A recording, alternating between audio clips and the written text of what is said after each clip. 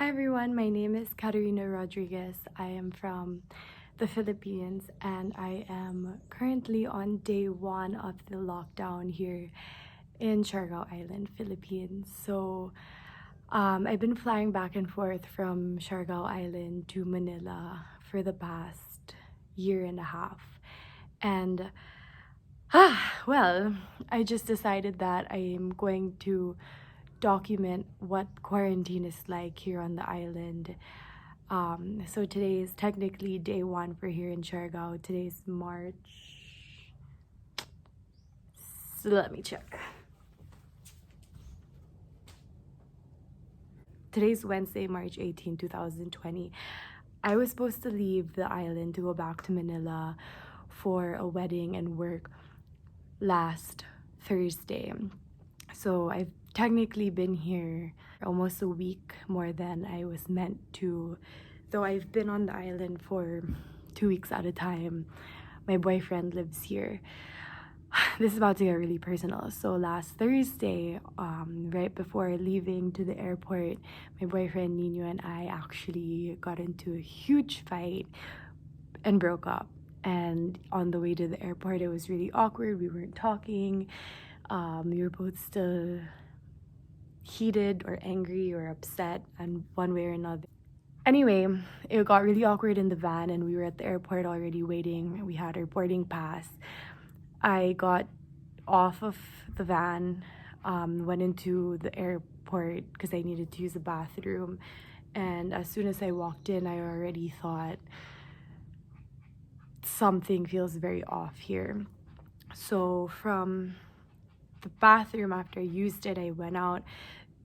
Less than a minute, I looked around and there were just so many people. It was so crowded. Everyone was wearing masks. It was really, really crowded. And something told me, don't go back to Manila. So I walked out of the airport and went to the service transportation and sat there for a bit and just really tried to analyze what my next move was going to be. I decided, okay, I'm not going to go back to Manila. I'm going to cancel my work. I don't need to really go to that wedding. And I need to just kind of sort everything out. At this moment in time, my thoughts were about the fight him and I had and the breakup we just decided on. And coronavirus was so far from my mind, but I'm gonna admit I was using it as an excuse to just not go back, since there was already talk on the news about it becoming such a big deal. So I was like, yeah, I'm not gonna go back.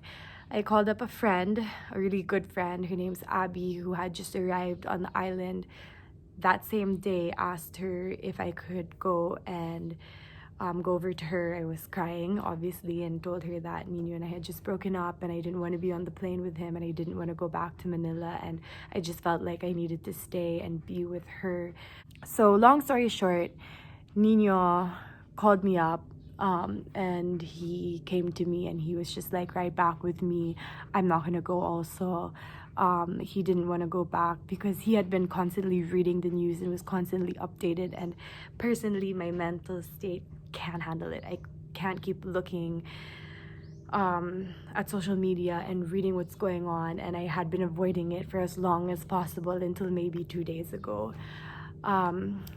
So to my personal problem, if you hadn't already guessed,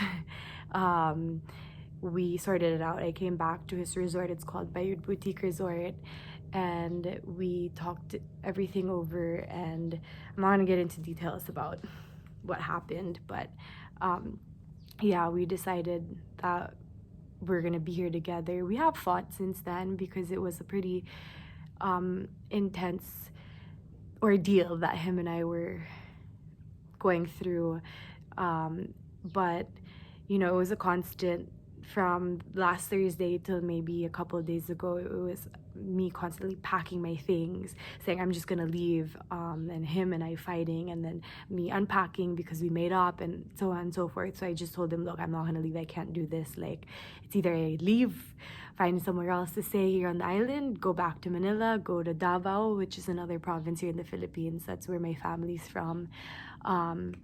yeah, so overall, I concluded that I was gonna stay, and him and I are okay now. I hope. I don't know. We'll see. That's not even the problem at hand. But yeah, so with my family's all spread out. This is what hurts the most. My grandmother and my uncle, we call it Tito here in the Philippines, are in the province where we're from, Davao. They flew out that same day. I was supposed to fly back in. My grandmother was just like, I'm gonna pack my stuff, get out of the city, and she flew out. My uncle's partner and my grandfather are in our apartment in Manila. They didn't fly anywhere, so they're stuck there. And that's probably the thing that like haunts me the most, is that my grandfather is just in his room in Manila. My parents, they've been living in Orlando, Florida for the past 20 years, something like that. So my brothers are there, they're all there. My immediate family's in the city. Everyone's just kind of spread out. I have friends in New York, my best friend's in Manila, of course. My friend Abby, who was here, she flew to Bukidnon, it's another province here in the Philippines, to her boyfriend. Everything's just crazy. Like, personally, everything's crazy. And this is where I feel like we're all in the same boat, because everybody has all these personal issues that they're going through, and coronavirus just kind of like took that and shook it all up and like threw it away and was like, pay attention to me. That's exactly what's going on. Okay, so going back to SIARGAO. For those of you who've never been to SIARGAO, who don't know about SIARGAO, if it's your first time hearing about it, Google it or go on Instagram and type in hashtag SIARGAO, SIARGAO, and you'll see what it's all about. It's a beautiful island. They say it's like Bali 15 years ago. I don't know what Bali 15, 20 years ago looked like, because I was like 7. So it's absolutely gorgeous. But the amount of tourists that were here a couple of days ago compared to now, it's just like the decrease is drastic. Today again is the first day of our quarantine lockdown. Most restaurants are closed, most stores are closed. Resort owners have been going crazy. My boyfriend owns a resort. This is where I'm staying, in his resort. This is where we are. He has 2 guests, my friend Jen, who's staying alone in one of the rooms, and a family who are from Manila and New York, who are renting one of the other rooms out, and they've decided to stay. There's just so much I want to get into this first video, but I'll be doing a video every single day about the update on what's going on. Today, our first day, we went to one of the surf spots, and we heard that a lot of the surf spots were being closed down. And then when we left that surf spot, there were signs that said, "Notice to all surfers, currently blank surf spot is going to be shut down." So, it's all for social distancing, and I find myself being afraid to go near foreigners. And not all of them have just arrived. Some of them have been here for a month or so, and it's like such a tricky situation. I'd say I'm a fairly smart person and a fairly strong person, and these psychological things are already starting to get to me. After our surf, we left because there's so many people who arrived to the surf spot because all the other surf spots were closed. Nino was also kind of like freaking out. He's like, "Babe, let's go, we gotta get out of here." And on our way out, there was I think a German girl who was coughing, and my mind was just like, okay, we need to get away. I think right now the state of a lot of the tourists and a lot of the foreigners is that they don't understand the gravity of the situation that's happening, especially here on the island. We are on an island that does not have a hospital. We have clinics, yes, but we do not have an official hospital, meaning if someone gets sick, if someone gets hurt, if someone gets into an accident, there's no way to get them to a hospital because no flights are coming in and no flights are going out. And there was even a Facebook group created by, I believe, was also a German female who started adding other tourists and foreigners, saying, since we're all on the same boat, add everybody you know who's not from here. Let's create this group where we can plan activities and parties while we're all stuck on this island. And all of the locals, all of the residences here were just like, what is this girl doing? I don't know how many people were added in that group. There was like 200 and more. 200 more people were part of the group, and it's just absolutely like, what? Like, that just comes to show that she doesn't know, again, the gravity of the situation. This is a pandemic. This is affecting the entire world. This is a situation that we don't have control over because there's no cure. We don't understand it to the degree that we would want to understand it to create security and comfort, and rather than all this chaos. So I can't particularly blame them. I feel bad for them, because if I were a tourist or foreigner in a foreign land and something like this happened while I was there, I wouldn't know what to do. I wouldn't be watching the news because I'd be so into my vacation. So I don't necessarily blame them for being so naive, but at the same time, it's affecting the lives of the people who do live here, the locals. Again, the fact that there's no hospital here. Yeah, I'll try to get in videos of like what the town looks like. It's like a ghost town. There's like nothing there. It's actually quite nice, I'm not gonna lie. But yeah, if you're not from here, how are you going to get food if there's no restaurants open? What you're gonna pay like hotel, well, there's no real hotels here, but you're gonna pay resort fees every night and hostel fees every night, and you can't surf because the surf spots are closed. You can't go island hopping because boats are not allowed out. There's, again, if you're not from here, what are you gonna do? There's nothing you can do. I'd say I have it pretty good and I feel pretty lucky, but as you can tell, the anxiety is all there. After we surfed, we came back. Nino bought tons of fish. He literally bought out a lot of the fishermen. So we have like socks of fish, kamote, which is sweet potato, egg. We have unlimited Kombucha Juice. 2 mornings ago, we had them all taken down from the trees. So we have unlimited Kombucha coconut juice. And, you know, we just came back from a run.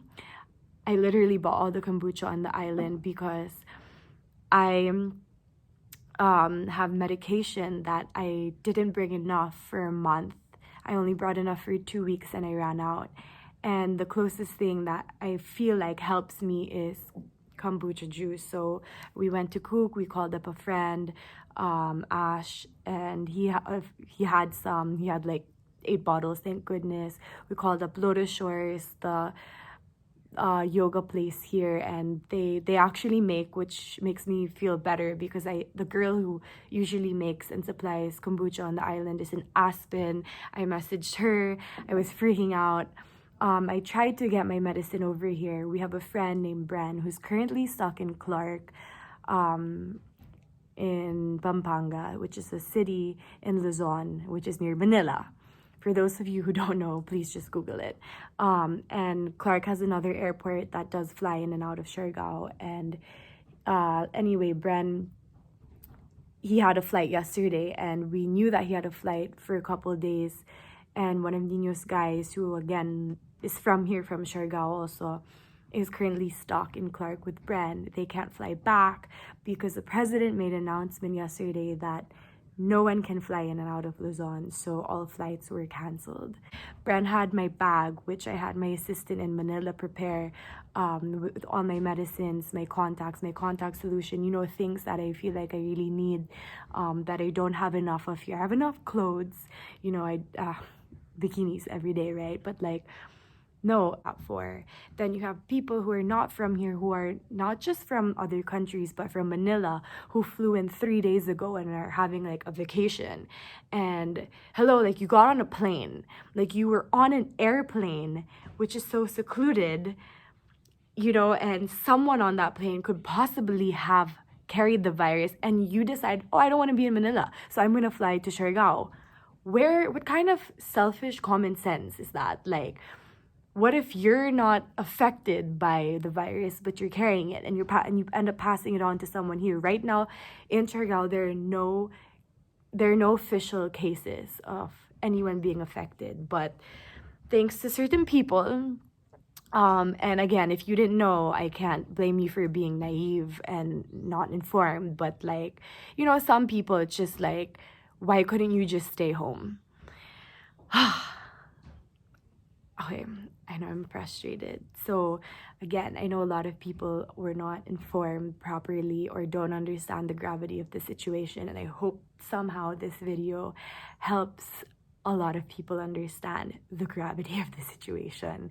You would think because I'm on an island and there's sunshine and seawater and open air and we're secluded from people, I don't see more than like 10 people in a day, that I would be okay, but I'm not, because I have friends and family who are spread out everywhere, and because of just the fact that like nobody knows what's going to happen after this, nobody knows where this is gonna go.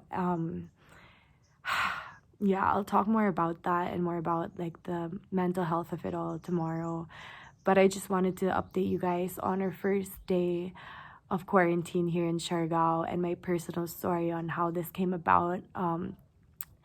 Yeah, I'm about to do Muay Thai here in the backyard of Bayud. We called the coach over from the gym here, SOS Gym, which also closed down because it, you know, makes sense. So we're doing a private session, just trying to keep my mind busy. Went through all my stuff, actually unpacked everything like officially again, since I was packing and repacking because of the fight. So yeah, that's what I spent most of the day doing, and we're gonna have a barbecue after.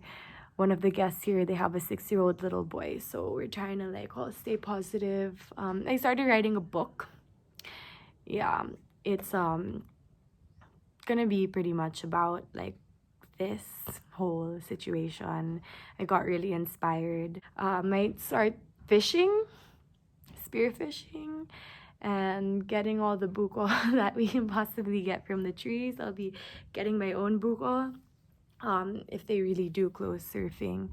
So yeah, that's pretty much how day one looked for us. It was just a matter of, you know, stocking up on food and supplies. We did that all day yesterday. We were in and out of GL. I probably drove in via motorbike like 4 times.